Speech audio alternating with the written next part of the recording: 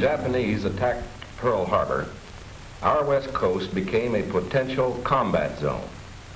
Living in that zone were more than 100,000 persons of Japanese ancestry, 2/3 of them American citizens, 1/3 aliens. We knew that some among them were potentially dangerous. Most were loyal, but no one knew what would happen among this concentrated population if Japanese forces should try to invade our shores. Military authorities therefore determined that all of them, citizens and aliens alike, would have to move. This picture tells how the mass migration was accomplished. Neither the Army nor the War Relocation Authority relished the idea of taking men, women, and children from their homes, their shops, and their farms. So the military and civilian agencies alike determined to do the job as a democracy should, with real consideration for the people involved. First attention was given to the problems of sabotage and espionage. Now, here at San Francisco, for example, convoys were being made up within sight of possible Axis agents. There were more Japanese in Los Angeles than in any other area. At nearby San Pedro, houses and hotels occupied almost exclusively by Japanese were within a stone's throw of a naval air base, shipyards, oil wells. Japanese fishermen had every opportunity to watch the movement of our ships. Japanese farmers were living close to vital aircraft plants. So as a first step, all Japanese were required to move from critical areas such as these. But of course, this limited evacuation was a solution to only part of the problem. The larger problem, the uncertainty of what would happen among these people in case of a Japanese invasion, still remained. That is why the commanding general of the Western Defense Command determined that all Japanese within the coastal area should move inland. Immediately, the Army began mapping evacuation areas and for a time encouraged the Japanese to leave voluntarily. But trouble for the voluntary evacuees soon threatened in their new locations. So the program was quickly put on a planned and protected basis.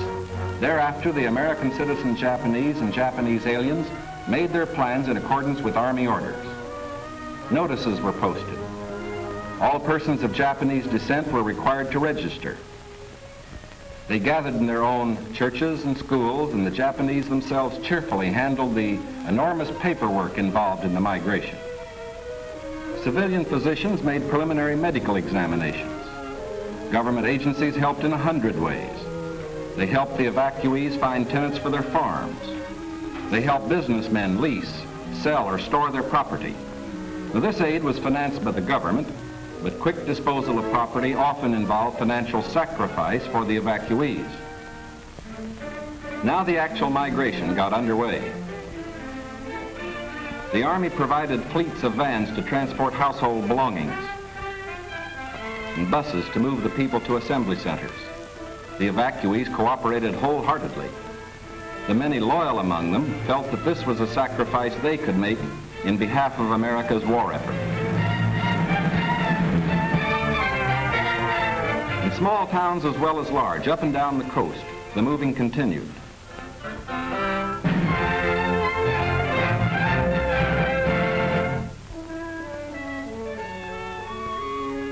Behind them, they left shops and homes they had occupied for many years.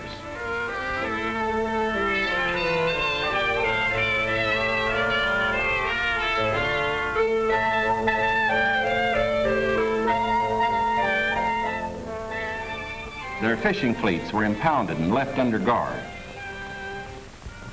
Now they were taken to racetracks and fairgrounds where the Army almost overnight had built assembly centers. They lived here until new pioneer communities could be completed on federally owned lands in the interior.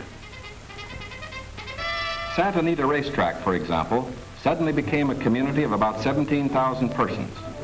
The Army provided housing and plenty of healthful, nourishing food for all.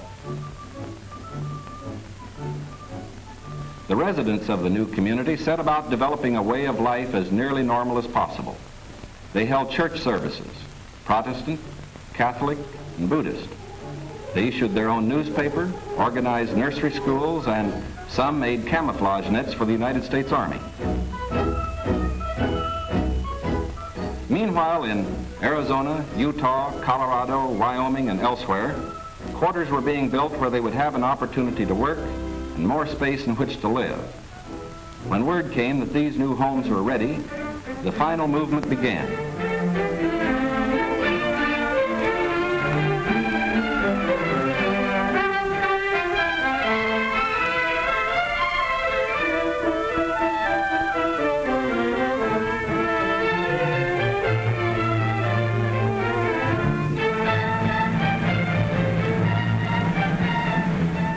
At each relocation center, evacuees were met by an advance contingent of Japanese who had arrived some days earlier and who now acted as guides. Naturally, the newcomers looked about with some curiosity. They were in a new area, on land that was raw, untamed, but full of opportunity. Here they would build schools, educate their children, reclaim the desert. Their own physicians took precautions to guard against epidemics. They opened advanced Americanization classes for college students, who in turn would instruct other groups. They made a rough beginning at self-government, for while the Army would guard the outer limits of each area, community life and security within were largely up to the Japanese themselves. They immediately saw the need for developing civic leaders. At weekly community meetings, citations were given to the block leaders who had worked most diligently. Special emphasis was put on the health and care of these American children of Japanese descent.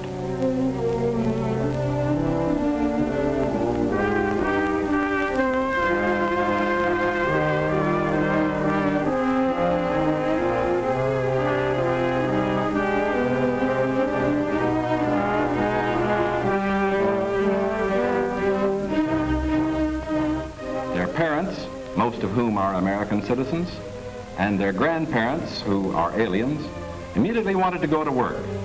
At Manzanar, they built a lath house and began rooting guayuli cuttings. The plants, when mature, will add to our rubber supply.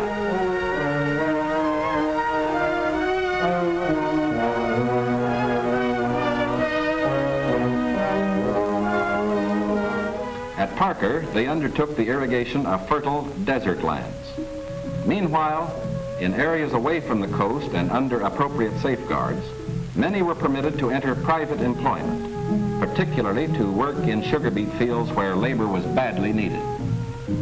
Now, this brief picture is actually the prologue to a story that is yet to be told. The full story will begin to unfold when the raw lands of the desert turn green, when all adult hands are at productive work on public lands or in private employment. It will be fully told only when circumstances permit the loyal American citizens once again to enjoy the freedom we in this country cherish, and when the disloyal, we hope, have left this country for good. In the meantime, we are setting a standard for the rest of the world in the treatment of people who may have loyalties to an enemy nation. We are protecting ourselves without violating the principles of Christian decency. And we won't change this fundamental decency no matter what our enemies do. But of course, we hope most earnestly that our example will influence the Axis powers in their treatment of Americans who fall into their hands.